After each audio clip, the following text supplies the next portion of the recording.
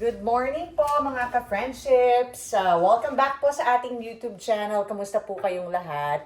Long time no see po. Pasensya na, I haven't vlogged in a while kasi alam niyo naman ho, in my previous vlogs, I've mentioned I had surgery. And so, after nyan, medyo, since I'm in recovery, I just been resting a lot and natamad ako mag-vlog. But today I'm gonna try to vlog and give you guys hopefully something entertaining and fun for today. Ano bang agenda natin today? Well, pupunta po ako ng dentista. Tapos, think I need to pick up a few items from the grocery store. In between siguro, while on my way to my dentist, I wanna surprise them with some gifts. So, ang iniisip ko, donut and coffee. I'm also planning, if I can, to stop by at this Korean bakery. Na-feature ko yan sa ibang vlog ko. At, kasi bukas ng gabi, merong akong a-attendan na get-together sa Christian church na pinuntahan ko.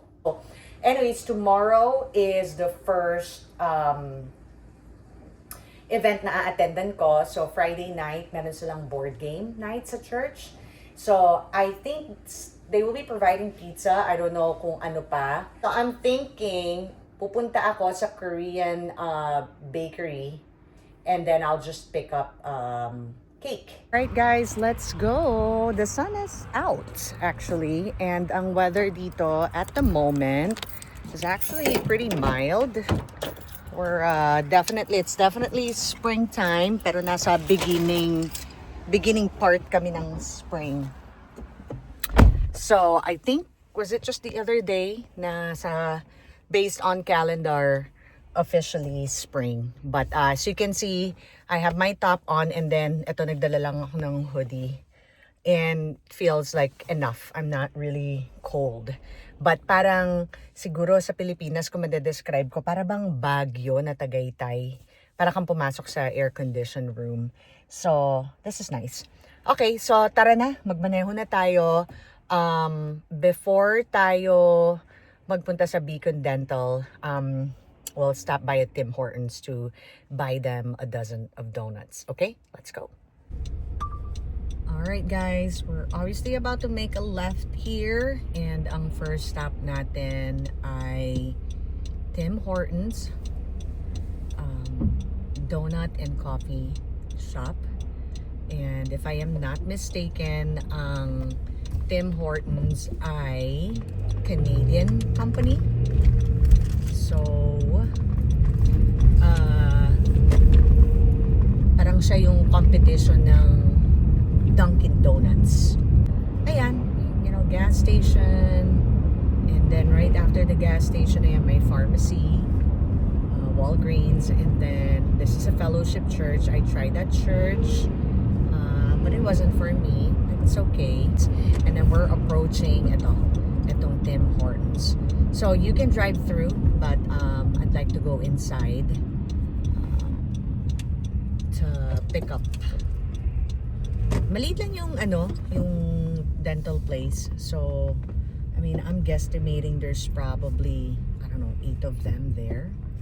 So, maybe a dozen donuts should be fine. So, we'll see. Maybe I'll get a dozen donuts and then some Timbits.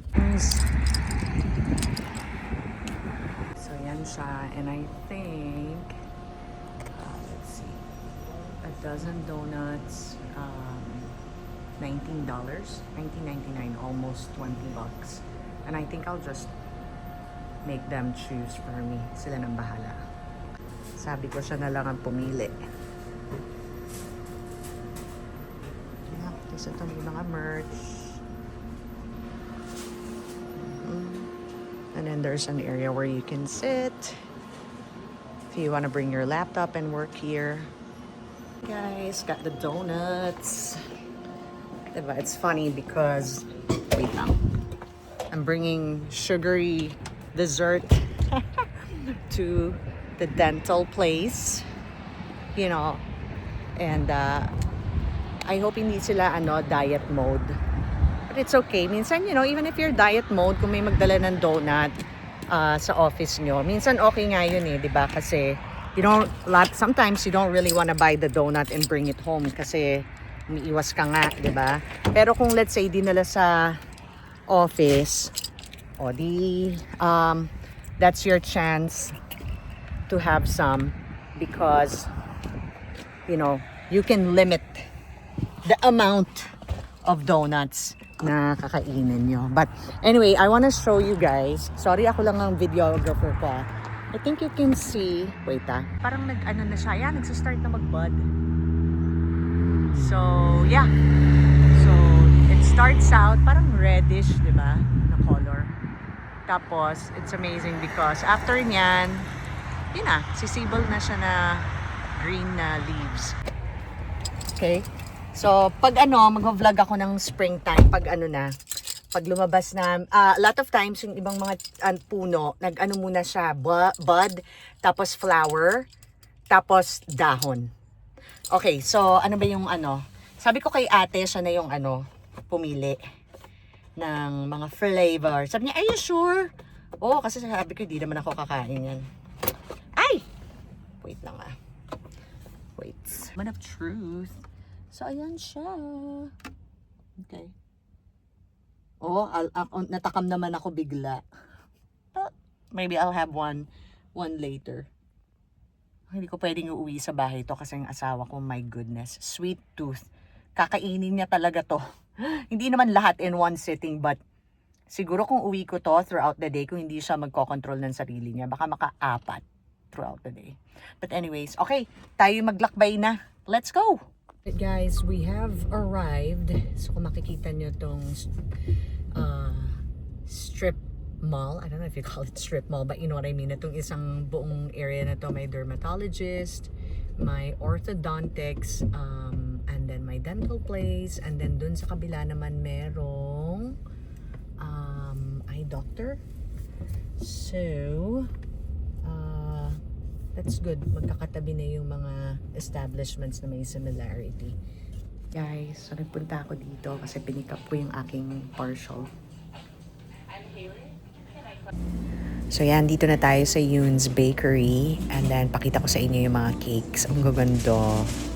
So, bumili ako ng sweet cream cake, one whole cake na dadaling ko para sa gathering tomorrow night sa church. Alright guys, papagas muna ako. Bale, dito sa US, self-service dito. Wala kaming gas boy or gas girl. So, let's see. I do get 10 cents off. And, mataas ang gasolina ngayon. Right? Mataas ang gasolina kasi dahil sa gera. Affected din kami. I think before ng gera, let's see, before ng war sa Iran, I think yung gas namin, 219, 220, parang ganon. So right now, I'm paying 389. Siya. 389. Per gallon.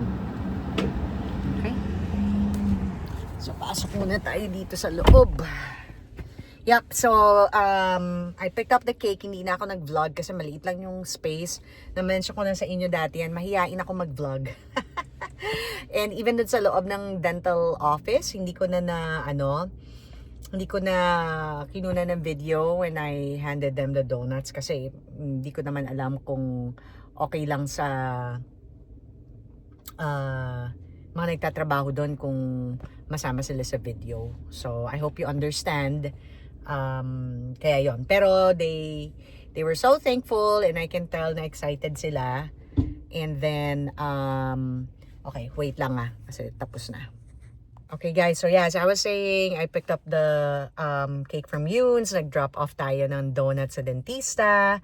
And then, nagpa-car wash din ako actually. So now we're going inside the grocery store to pick up a few items. Hi guys, so nakauwi na ako. Hindi na ako nag-vlog sa loob ng grocery store kasi at that point, uwing-uwi na po ako. Because I did a lot po, di ba? So, I went first to Tim Hortons to pick up donuts. Then, I went to the dentist. And then, nagpa-car wash. And then, nag-pick up nung cake para sa get-together ko tomorrow night. And then, nagpa-gas. And then, a grocery store. So, I'm home now. I just ate my lunch. Maglilinis na ako ng bahay. And then, I'll make chicken salad sandwich. And, ano pa ba? So, yon, magba-vacuum, magmamap. In short, maglilinis-linis ako ng bahay. So, okay, sa dentist. So, I went to the dentist kasi po, I had to replace my partial. So, unfortunately, when I was a kid, they had to pull out my 2 front teeth. So ito po, partial na yan. So, or in Tagalog is, we call it postizo. So, that's it. I'm missing these 2 front teeth.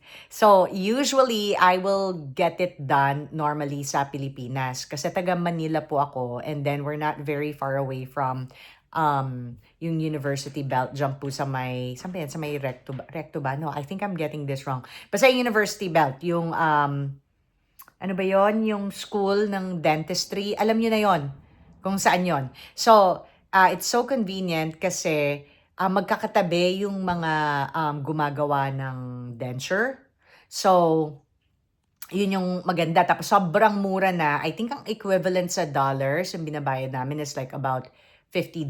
Tapos maganda yung gawa. Kasi syempre, lahat ng mga nag-aaral ng dentistry, doon nagpapagawa sa kanila. So, madami silang experience. And, you know, they do this repetitively day in and day out. Kaya, maganda yung gawa nila, tapos mura pa. Well, I haven't been home going on 2 years now. Kasi, something came up. But, anyway, so hindi ako nakauwi in short. So, nasira yung previous set ko. So, nagpagawa ako ng bago.